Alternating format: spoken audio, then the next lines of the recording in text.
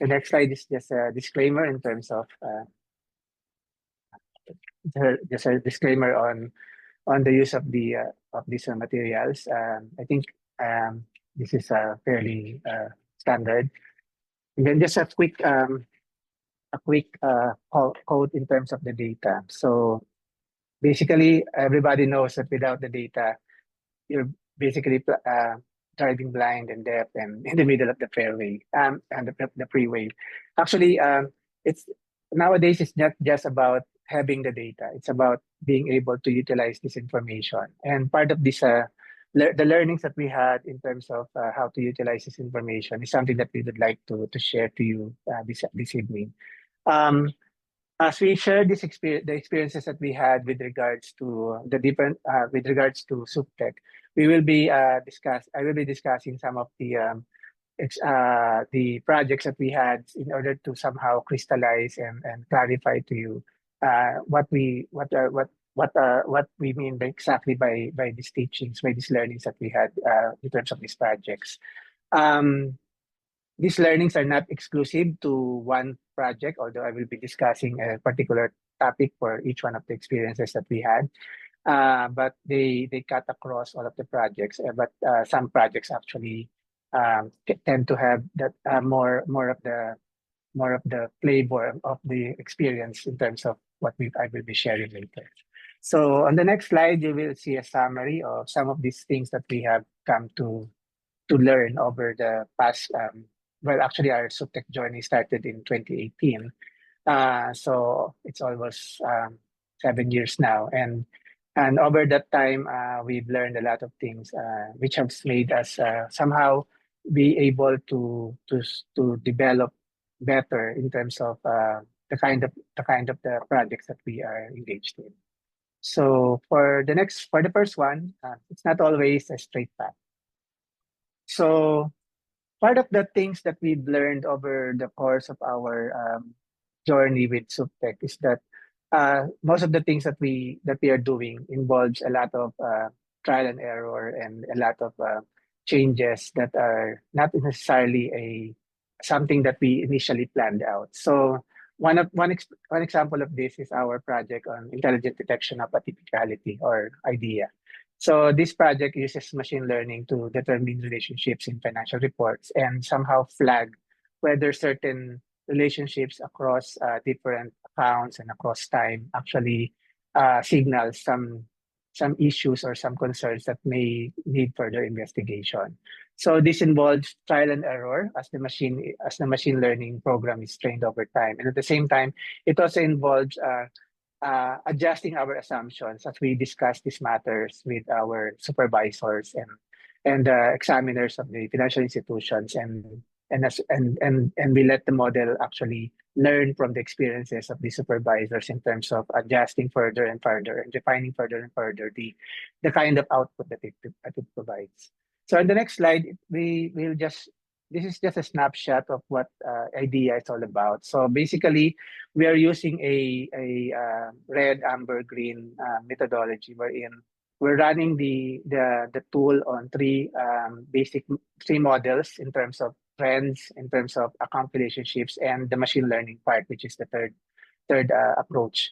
So together, they form a set of output that we now try to determine whether uh, further investigation would be warranted for some of these accounts that we are trying to look at. So when the model shows a red rating, then that means that the account should probably be prioritized in terms of investigation. So as we relay this matter to our supervisor, they conduct their own investigation, and then they come back to us with some feedback on whether the model was actually accurate or we need to further refine it. So sometimes we have a good idea on how to proceed, but then the supervisor should actually tell us otherwise in terms of the things that we're seeing. And so we adjust the model eventually. And this is something that we are now starting to deploy for our systematically important banks. So there are a couple of banks that we are trying to check whether the model actually works in terms of determining the kind of accounts that they have and their relationships across time and across the different accounts as well. Okay, so we proceed to the next one. So this one talks about the need to involve a large number of people in order to deploy a SupTech solution. The digital supervision platform is a multidisciplinary project envisioned to digitalize the entire supervision process in BSP. The idea behind this is that we wanted to have an environment wherein a supervisor will log in the morning and everything that he needs to do and know about his institution and prepare reports and all of those things will actually be covered and housed within a single platform. The project is quite large. We actually have 3 co-leads for this. I'm one of the leads for this project. So it involves a large number of people from the supervision side and then data scientists as well as data governance practitioners in order to come up with a platform that actually caters well to the needs of everybody. So on the next slide, you will see some of the areas that are envisioned to be covered by the digital supervision platform. So it not only covers the on-site and off-site supervision part, but it includes as well the management of resources, meaning the management of people that are going to be sent out to examinations and even the scheduling part. And it also utilizes data analytics as well as artificial intelligence and other tools that are intended to facilitate and enhance the way our supervisors are doing their own work. So it's actually a very large project that we are embarking on, and we foresee that it will be implemented in phases in several years because some of the things that are indicated in the diagram cannot be deployed on the initial phase. Okay, so for the next one, this project involves our transformation of the way our banks and our supervised institutions submit their reports. So the BSP embarked on this project way back in 2018 as part of a POC under the Bankable Frontiers Associates program for RegTech for Regulators Accelerator. So it started in 2018 as a POC, and and with the pandemic and all of those things, it actually took us around 5 years to be able to come to a point wherein our banks are now submitting reports through an API channel utilizing an XML format, which is much more flexible and user-friendly than using templates like the Excel templates and other formats like CSV.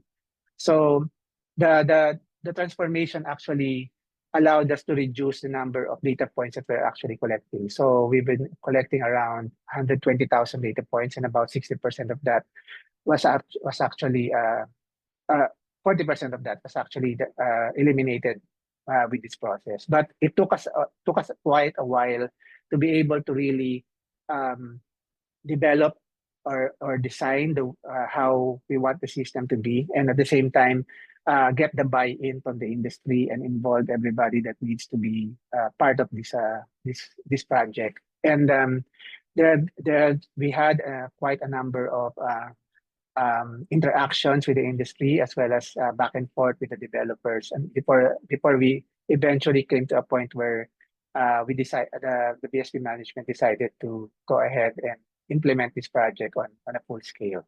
So the project actually went live in June of 2023.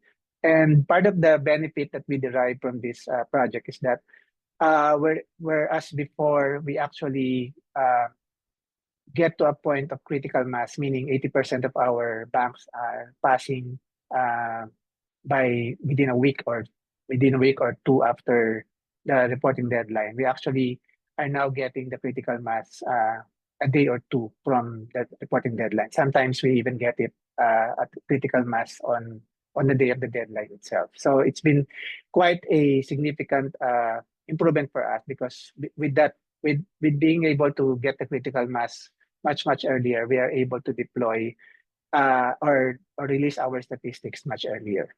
And this report will actually allow us to further develop or further improve the way we collect data as we move towards granular data collection, as well as data pool technology wherein we will be the one getting the information directly from banks moving forward.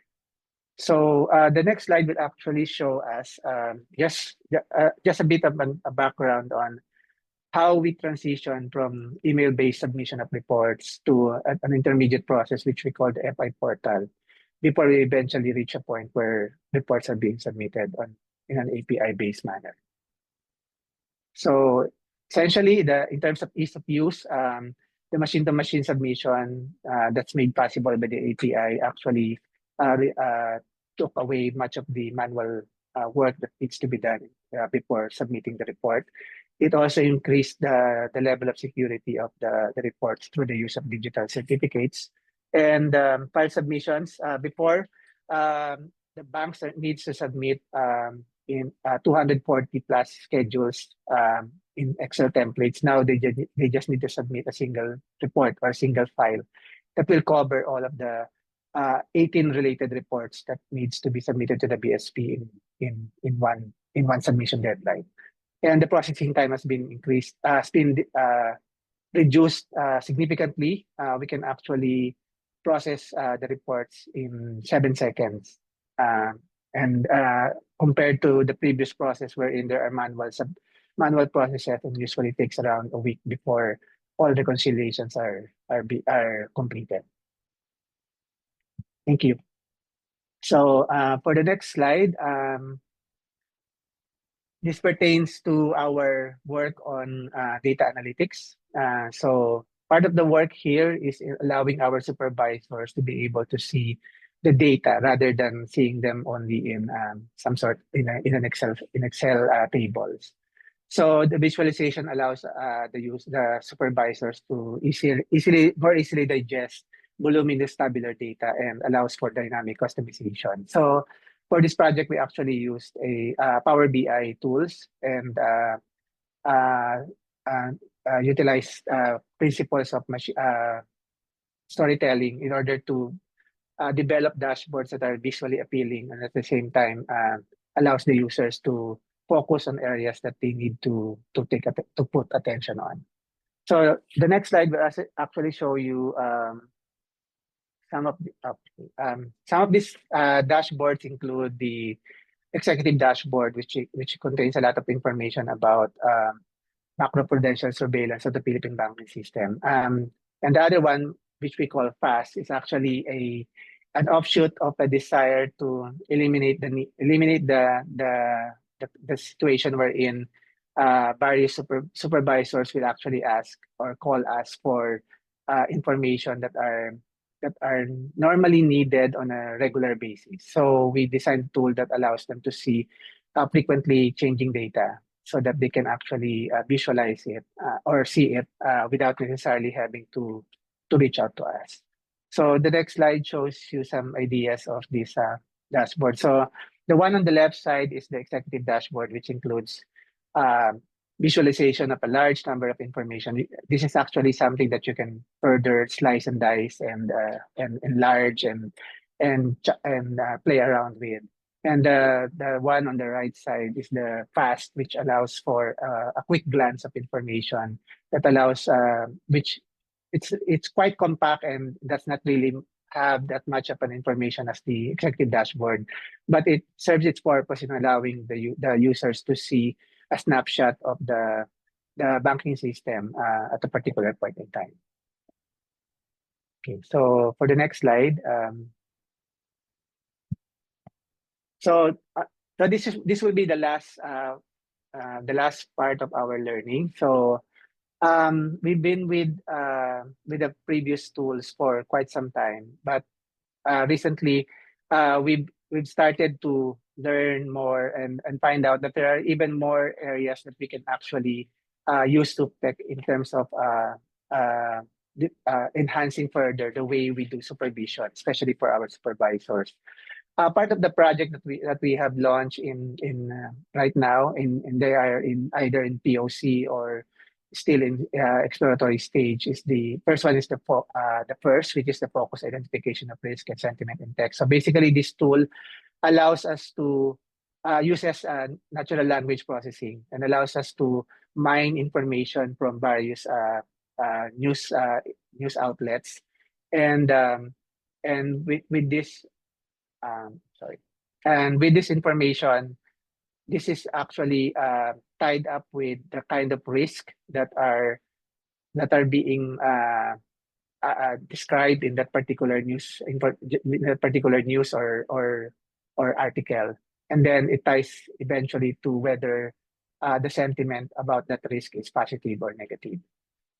It allows the supervisors an easy tool to know what's the current issues that are being discussed with their banks, and allows them to go through a voluminous amount of information and focus only on those banks that are part of their supervision. So as of today, after we've run through news articles since April of last year, we've actually run through about 65,000 pages of news and different articles that are now distributed to our supervisors based on the banks that they are supervising. So they don't have to go through all of these materials anymore. And in addition to being able to get the information that they need for their particular bank, they're even assisted in terms of whether the news that they're reading is actually a positive or a negative sentiment about their bank, and the kind of risks that are actually involved in the news article that their bank is being discussed or talked about.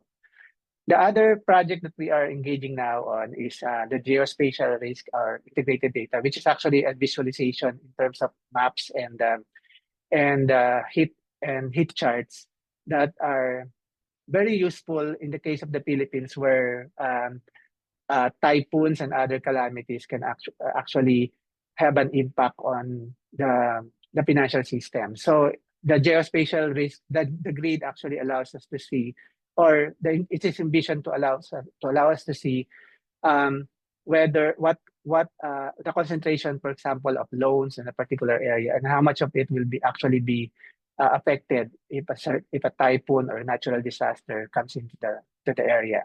On a more general way, we can actually tie in financial data with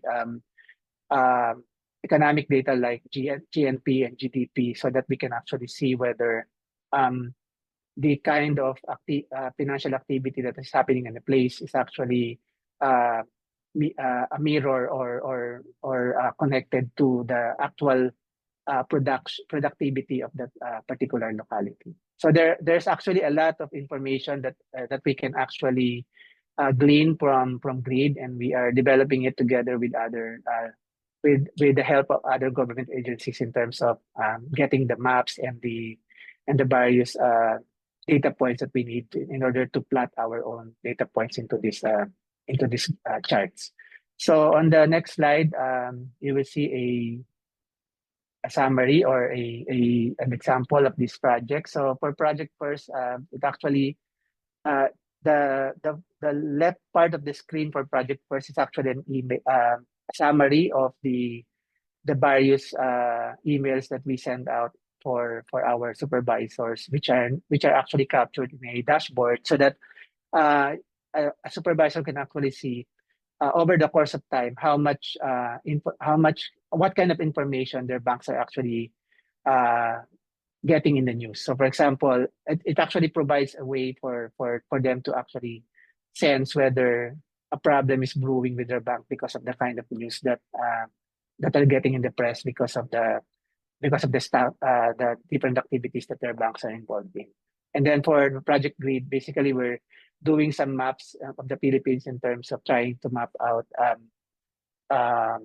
regional loans information, such as in this case, or even gross receipt GNP information, in terms of trying to understand whether certain activities that are expected of a bank in a particular locality actually corresponds to the expectations that we have, given the nature of the activities that are supposed to happen in that particular region, province, or municipality.